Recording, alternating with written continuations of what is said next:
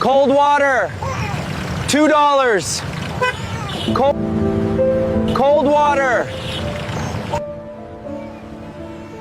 How much?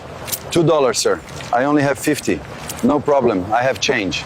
You can keep the change, kid. You paid $2 for the product.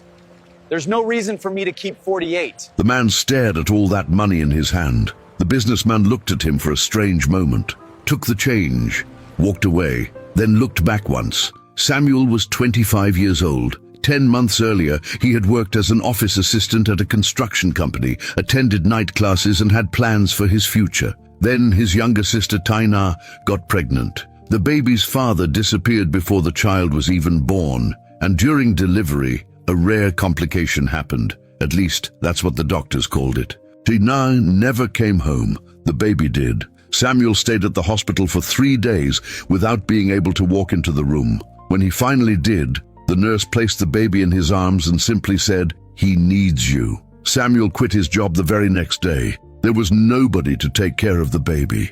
Their mother had Parkinson's disease. She couldn't hold her grandson without trembling. So Samuel bought a second-hand stroller, a pack of bottled water, and went out onto the streets. He named the baby Theo. Theo slept while his uncle shouted, trying to sell water. He would wake up, drink his bottle, and fall asleep again, as if the noise of the streets were the natural sound of the world. Sometimes Samuel thought maybe it really was.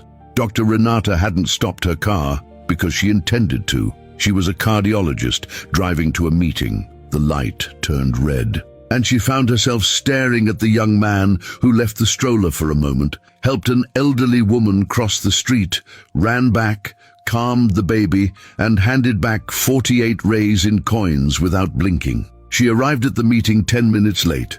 The entire night she kept thinking about him. The following week, she drove back to the same street corner. Do you always work here? Whenever I can. Sometimes it rains and we stay home. Do you live nearby? Up on the hill. About a 20-minute walk. Is this baby yours? Yes, he is. He was there again. She didn't ask questions. She just bought 3 more bottles of water she didn't need. The next day, she sent her secretary, inside an envelope, 500 rayes. Instructions: drop it near the stroller without letting him see. The secretary did exactly that. She dropped it and watched from a distance, pretending to scroll through her phone. Samuel noticed the envelope, opened it. His face went pale. He looked around for several minutes. The security guard looked at the envelope, then at the baby, then at the man. Samuel walked to the police station, reported the money as found property, left his name and address, and went back to the stroller. The secretary called Dr. Renata. He went to report it at the police station. Go get him. Tell him I need to speak to him. The doctor wants to talk to you. Which doctor? The owner of the money. Samuel closed the stroller, secured Theo against his chest with a cloth wrap, and followed her. The clinic was large. Air conditioning, an aquarium in the lobby, carpeted hallways. He glanced down at his own shoes, worn-out sneakers with holes in them. At the front desk, the receptionist looked at him as if he had walked into the wrong place. Can I help you? The doctor called me. Which doctor? Renata. Dr. Renata doesn't have any open appointments without scheduling. She sent someone to call me right now. Are you sure? Because he's with me. The money was a test. I wanted to see why you reported it instead of keeping it. Because it wasn't mine. $500. With a baby in your arms. Struggling like this.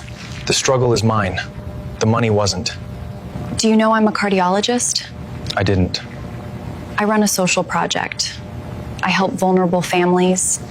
And I need someone I can trust to coordinate fieldwork. Visiting families, organizing care, connecting the clinic with the community. Why would you tell me that? Because I spent a week trying to find someone like that. And you were selling water for $2 on a street corner. He left the clinic without giving an answer. He asked for 1 day to think about it. What he didn't know was that someone had overheard the conversation from outside the office, the clinic's administrative assistant. a man who had worked with Dr. Renata for 8 years and had been passed over for the same field position 3 different times. That night, he sent an anonymous complaint to the clinic's medical board. He twisted the story, lied.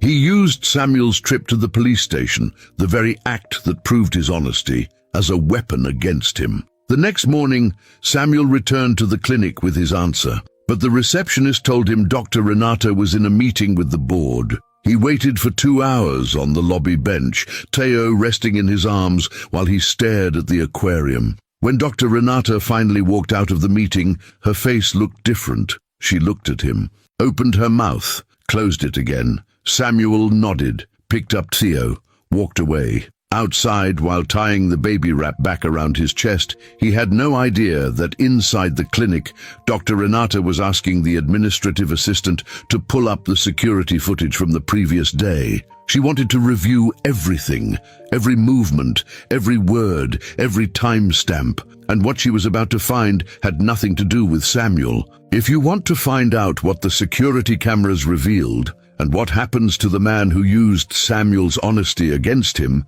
comment, "Theo deserves a future." Part 2 will remind you that the truth always comes to light.